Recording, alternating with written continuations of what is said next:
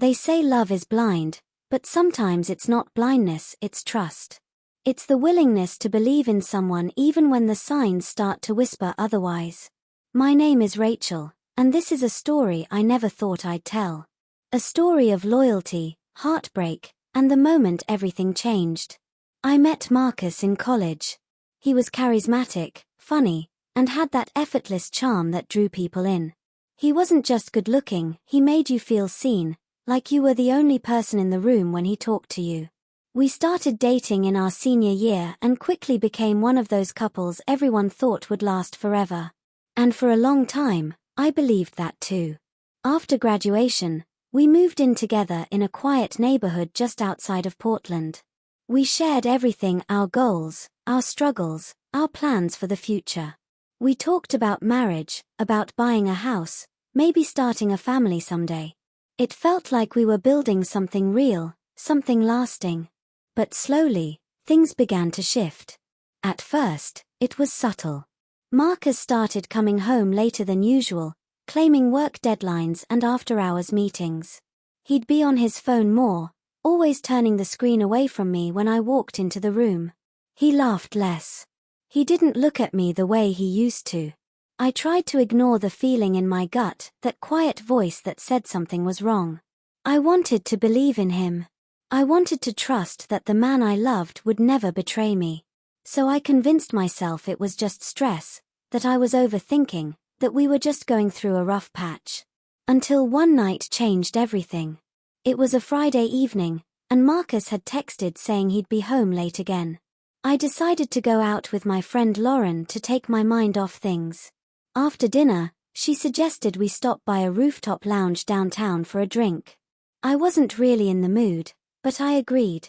As we walked in, I scanned the room out of habit. That's when I saw him. Marcus. My Marcus. Sitting at a table in the corner, laughing, leaning in close to a woman I didn't recognize. Her hand rested on his arm in that familiar way I used to touch him. They looked comfortable, intimate. I froze. My heart didn't race, it stopped.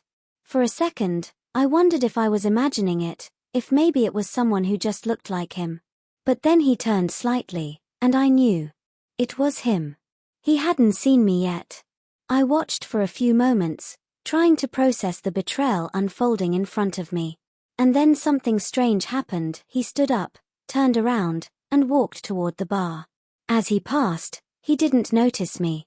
But I saw him clearly, moving away from that table, unaware I was watching. And despite everything, the lies, the secrecy, the broken trust, I still greeted him. "Hey, Marcus," I said calmly, my voice steady. He stopped. His body went rigid. When he turned to face me, the color drained from his face.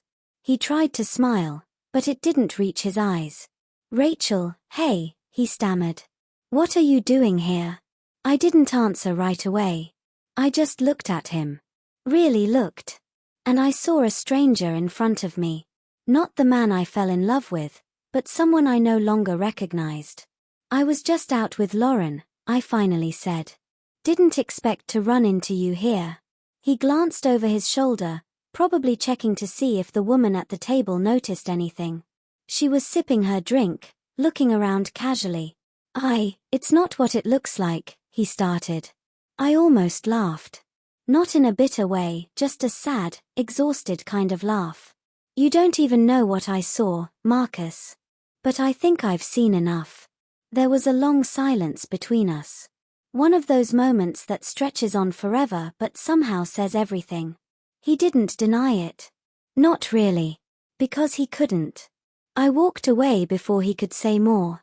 Lauren followed me out, and I didn't cry. Not that night. The tears came later, when the shock wore off and the truth settled in. I had loved him with everything I had, and he had torn that love apart piece by piece. It's been a year since that night.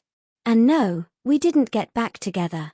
I moved out 2 weeks after, started therapy, and began the slow, painful process of healing. I learned how to be alone again. How to trust myself. How to recognize my own worth, even when someone else fails to see it. Infidelity isn't just about physical betrayal. It's about deception. It's about breaking the unspoken promise to protect each other's hearts. Marcus didn't just cheat on me, he made me question my own instincts, my ability to see the truth. But here's what I know now, my kindness wasn't weakness. Saying hello that night, standing tall in the face of betrayal, that was strength. I'm proud I greeted him, even when he moved from behind thinking he could hide. Because I wasn't the one who had something to be ashamed of. I share this story not for sympathy, but for anyone who has been through something similar. You are not alone. And you are not broken. You may feel shattered for a while, but trust me, you will find your way back to yourself. Just like I did.